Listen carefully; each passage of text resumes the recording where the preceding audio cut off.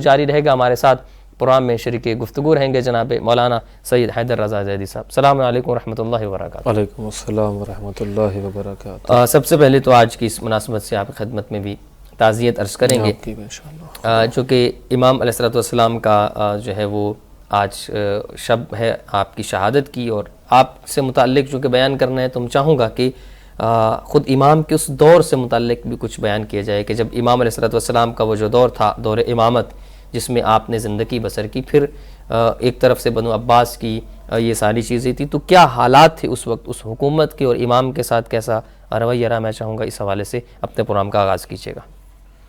اعوذ باللہ من الشیطان اللعین الرجیم، بسم اللہ الرحمن الرحیم، الحمد لأہلہ والصلاة علی اہلہا واللعنۃ لمستحقیہا، اما بعد، عظم اللہ اجورنا و اجورکم باستشہاد الامام الکاظم موسیٰ بن جعفر علیہ الصلاۃ والسلام۔ ناظرین محترم، سرزمین نجف اشرف، بارگاہ امیر المؤمنین سے آپ کی خدمت میں حاضر ہیں۔ امام موسیٰ کاظم علیہ السلام کی شب شہادت ہے۔ جیسا کہ آپ اس بات سے واقف ہیں کہ تقریباً 55 برس امام موسیٰ کاظم علیہ السلام کی زندگی جو دنیا کی ہے، اور تقریباً 35 برس امام کی مدت امامت، ظاہری امامت، 7 صفر 128 ہجری ولادت، مشہور تاریخ یہی ہے، اور 183 ہجری 25 رجب کو امام موسیٰ کاظم علیہ السلام کی شہادت ہوئی ہے۔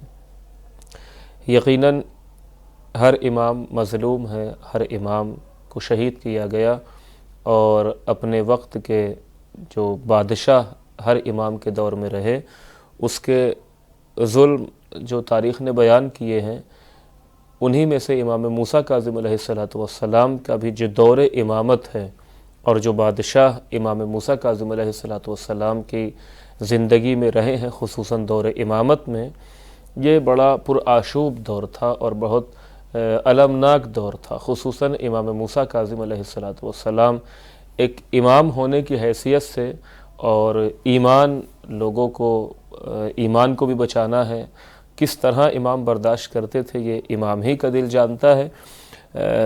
جو بنی عباس کی حکومت تھی، بنی امیہ کو یہ لوگ کنارے کر کے حکومت پر آئے تھے، اور ایک عجیب المیہ تاریخ نے لکھا ہے ان کے دور حکومت میں، خصوصاً امام موسیٰ کاظم علیہ السلام کے زمانے میں۔ سب سے پہلا جو فساد امام کاظم علیہ السلام کے زمانے میں بنی عباس کی حکومت میں تھا، اور جو امام برداشت کر رہے تھے، دفاع بھی کر رہے تھے جتنا امام کے لیے ممکن تھا، سب سے پہلی جو مشکل تھی اور فساد تھا وہ فساد اخلاقی تھا۔ مرحوم ابو الفرج اصفہانی نے اپنی کتاب الاغانی میں لکھا ہے کہ ہارون رشید کے دربار میں 300 رقاصہ، یعنی یہ ناچنے گانے والی کنیزیں تھیں، یہ 1 2 نہیں 300۔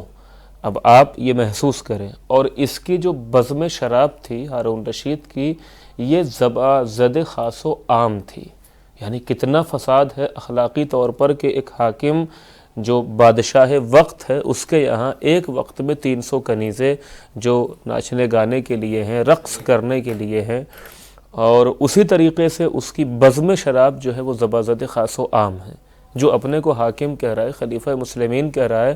اور یہاں تک لکھا ہے مورخین نے کہ اگر کوئی اس کے دل کو خوش کر دیتا تھا تو یہ 50,000 دینار اس کو دیتا تھا، معمولی رقم نہیں ہے۔ یعنی یہ اخلاقی فساد کہ شراب پینے والے، ناچنے گانے والے، اسلام کے احکام کو پامال کرنے والے، مخالفت کرنے والے افراد کو اپنے دربار کی زینت بنائے ہوئے ہیں، اور یہ اس کا مزاج ہے۔ تو سب سے پہلی مشکل تھی یہ اخلاقی فساد، یعنی اصلاً اخلاق نام کی کوئی چیز نہیں ہے، حرمت اور حرمت الہی اور حلال الہی کی کوئی پرواہ کسی کو نہیں ہے، یہ ایک مسئلہ۔ دوسرا جو فساد امام موسیٰ کاظم علیہ السلام کے زمانے میں حکومت کے یہاں پایا جاتا تھا، وہ یہ تھا کہ فساد مالی۔ آپ دیکھیں جب کوئی حاکم تخت حکومت پر آتا ہے تو اس کے یہاں عدالت ہونا جو اہم شرط ہے امیر المومنین علیہ الصلوۃ والسلام کے مطابق اور اسلامی آئین کے مطابق عدالت شرط ہے۔ آپ حاکم ہونے کی حیثیت سے کسی کا مال آپ کس طرح غصب کر سکتے ہیں، کسی کے مال میں آپ کیسے تصرف کر سکتے ہیں، اس کے یہاں یہ بیان کیا جاتا ہے کہ جب زبیدہ سے اس کی شادی ہوئی ہے تو اس زمانے میں آپ محسوس کیجئے کہ کتنا مال کا فساد پایا جاتا ہے، مالی فساد۔ اس زمانے میں 55 ملین درہم اس کی شادی کا خرچ ہے۔ آپ محسوس کیجئے ناظرین، یعنی ایک حاکم، ایک جو اپنے کو خلیفہ کہہ رہا ہے اور اسلامی خلیفہ ہونے کا دعویٰ کر رہا ہے، یہ کہاں سے اس کے پاس اموال آیا ہے؟ یہ فساد مالی ہے، بلکہ یہ معمولی چیز نہیں ہے کہ یعنی آج سے 14 صدی پہلے ایک شادی کا خرچ 55 ملین درہم اس کی شادی کا خرچ ہے، معمولی رقم نہیں ہے۔ اور اسی طرح اس کے لیے جب کھانا بنتا تھا، ایک وقت میں 30 طرح کے کھانے بنتے تھے کہ یہ اس میں سے انتخاب کرتا تھا کہ کون سا کھانا اس کو پسند آئے۔ یہ اسراف ہے، یہ مال کی تباہی ہے، مال کی بربادی ہے۔ ایسا انسان تخت حکومت پہ بیٹھا ہوا ہے امام کاظم علیہ الصلوۃ والسلام کے ہوتے ہوئے، یعنی کس قدر لوگوں کے دل مردہ ہو چکے تھے، ضمیر مردہ ہو چکے تھے کہ یہ سب کچھ برداشت کر رہے ہیں، اور ادھر ایک عبد صالح، ایک واقعاً جو خون رسول کی حیثیت، خون رسول ہے، جس کا گوشت رسول کا گوشت ہے، جس کا خون رسول کا خون ہے، وہ خاموش ہے، اس کو دبایا جا رہا ہے، اس کو قتل کرنے کی دھمکی دی جا رہی ہے۔ جیسا بہن فرما رہے ہیں، یقیناً یعنی ان کی غذاؤں سے اور ان چیزوں سے اسراف واضح ہے۔ خود ان کے لباس کے بارے میں جیسے بہلول دانا کا ایک واقعہ بھی مشہور ہے اس حوالے سے کہ وہ ایک دوسرے سے کلام کر کہتے ہیں کہ آج ہم نے جو کھایا پیا اور جو پہنا ہے اس کا حساب دیتے ہیں، آگ جلاؤ اس پہ۔ تو وہ پہلے جو ہے وہ بہلول جاتا ہے اور اپنا بتاتا ہے کہ میرا پھٹا پرانا لباس ہے اور آج میں نے یہ کھایا مختصر، اور آگ سے اتر جاتا ہے۔ اور یہ جب ہارون رشید آتا ہے تو کھڑے ہو کے اتنا بھی نہیں بتا سکتا کہ آج پہنا ہوا کیا ہے، کھایا کیا ہے، یہ ساری چیزیں۔ اس کی وجہ یہ ہے کہ چونکہ ان کے پاس جو مال آیا وہ حلال نہیں ہے، خود جو عوام الناس کا مال غصب کر رکھا ہے۔ ایک حکومت وہ ہے امیر المومنین علیہ الصلوۃ والسلام کا دور حکومت ہے، جو آپ جانتے ہیں جب یہ آئے ہیں ملنے کے لیے کہ امیر المومنین سے بات کی جائے، کچھ اپنا شہریہ بڑھوایا جائے، وظیفہ بڑھوایا جائے، تو امام نے ایک چراغ کو بجھایا، ایک کو جلایا۔ اب ظاہر سی بات ہے پوچھا جاتا ہے کیوں، جو آپ سنتے رہتے ہیں ناظرین کہ چراغ، یہ بھی چراغ وہ بھی چراغ، امیر المومنین نے یہی جواب دیا تھا، تمہاری نظر میں دونوں چراغ برابر ہیں، مگر میں جو ان چراغ میں فرق دیکھ رہا ہوں تمہاری نگاہیں نہیں دیکھ رہی۔ یہ چراغ بیت المال کا چراغ ہے، یہ چراغ میرا ذاتی چراغ ہے، تم آئے ہو اپنے ذاتی مشورے کے لیے، ذاتی بات کرنے کے لیے، اب میں بیت المال کا چراغ نہیں جلا سکتا۔ تو ادھر ایک اس امیر المومنین علیہ الصلوۃ والسلام، اس علی علیہ الصلوۃ والسلام کا وارث امام موسیٰ کاظم علیہ الصلوۃ والسلام ہے، جن سے حکومت کو چھین لیا گیا، اور ایسا فرد تخت حکومت پہ ہے کہ جس کے یہاں فساد اخلاقی ہے، فساد مالی پایا جاتا ہے۔ دوسرا جو مؤرخین نے بیان کیا، امام موسیٰ کاظم علیہ الصلوۃ والسلام کے دور میں بنی عباس کی حکومت میں جو ایک فساد تھا وہ تھا فقر عمومی، یعنی عمومی طور پہ فقر پایا جاتا ہے۔ دیکھیں ایک غربت ہے بہرحال، لیکن اتنا ہے سب کے پاس کہ کم سے کم ایک روٹی، چٹنی روٹی جسے ہم اپنی بر صغیر کی زبان میں کہیں کھا سکتا ہے، اتنا کہ زندہ رہ سکتا ہے۔ ٹھیک ہے وہ روز مرغ و مسلم اس کے لیے فراہم نہیں ہے، لیکن کم سے کم چٹنی روٹی کا انتظام تو اس کے یہاں ہے ہی۔ لیکن اس کے زمانے میں اتنا تھا کہ حتیٰ کسی کے پاس ایک روٹی کا ٹکڑا بھی کھانے کو نہیں تھا۔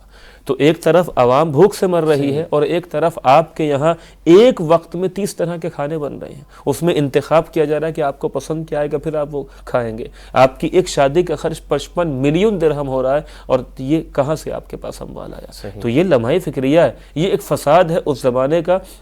نتیجہ کیا نکلتا ہے؟ امیر المومنین علیہ الصلوۃ والسلام کیا فرماتے ہیں؟ کاد ان یکون الفقر کفرا، کہ غربت، فقیری، محتاجگی انسان کو کفر سے قریب کر دیتی ہے۔ ظاہر سی بات ہے انسان کے پاس کھانے پینے کو نہیں ہے، زبان پہ شکوہ آئے گا، کفر کے الفاظ بولے گا، یہ ذمہ داری کس کی ہے؟ آپ کس طرح کا مال جمع کر رہے ہیں؟ تو یہ فساد اخلاقی، اس کے بعد فساد مالی اور فقر عمومی۔